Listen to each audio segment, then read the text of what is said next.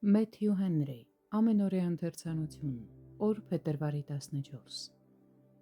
Ջանք արեք, որ նեղ դռնովը ներս մտնեք, որովհետև ասում եմ ձեզ, շատերը կուզեն մտնել և չեն կարողանա։ Ղուկաս 13-րդ գլուխ 24-րդ խոսք։ Նրանք, ովքեր կներկայացնեն դեպի երկինք տանող այլ ճանապարհ, քան այն, որը բացահայտում է Քրիստոսի ավետարանը, կհայտնվեն սարսափելի մոլորության մեջ։ Առաքյալը հորդորում է գաղատացիներին գիտակցել իրենց մեղքը, որ շեղվել են արդարացման ավետարանի ճանապարհից, սակայն նա նրանց հանդիմանում է քնքշությամբ, ներկայացնելով նրանց, որ նրանք ներքաշվել են մոլորեցնող մարդկանց խորամանկության մեջ։ Ուստի, երբ հանդիմանում ենք ուրիշներին, մենք պետք է հավատարիմ լինենք և միևնույն ժամանակ ձգտենք նրանց վերադարձնել հեզության ոգով։ Ոմանք փոխարինում են Քրիստոսի արդարությունը օրենքի գործերով և այդպիսով ապականում քրիստոնեությունը։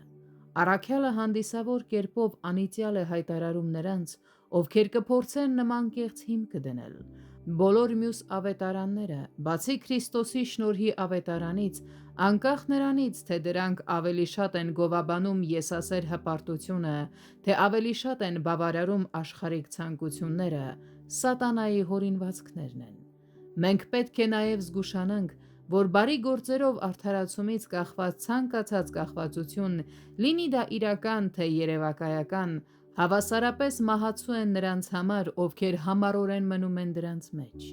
Մինչ մենք նախանձախնդիր ենք բարի գործերի համար, եկեք զգույշ լինենք, որ դրանով չփոխարինենք Քրիստոսի արդարությունը և չխրախուսենք ոչինչ, որը կարող է ուրիշներին տանել նման սարսափելի մոլորության։ Հետևաբար, առաքյալը ձգտում է գաղատացիների մեջ սերմանել մեղքի պատշաճ հանդիմանում ավետարանի կողմից սահմանված արդարացման ուղին լքելու համար, սակայն միևնույն ժամանակ նա մեղմում է իր հանդիմանությունը նրանց նկատմամբ դրսևորելով հեզություն և քնքշություն և ներկայացնում է նրանց ոչ թե որպես այնպիսիք, որ իրենց կամքով էին ընկել դրա մեջ, այլ որպես նրանց, ովքեր ավելի շուտ տարվել էին ոմանց հնարամտությամբ ու ջանադրությամբ, որոնք մոլորեցնում էին նրանց, ինչը թեև չէր արդարացնում նրանց, այնուամենայնիվ որոշ չափով մեղմացնում էր նրանց հանցանքը։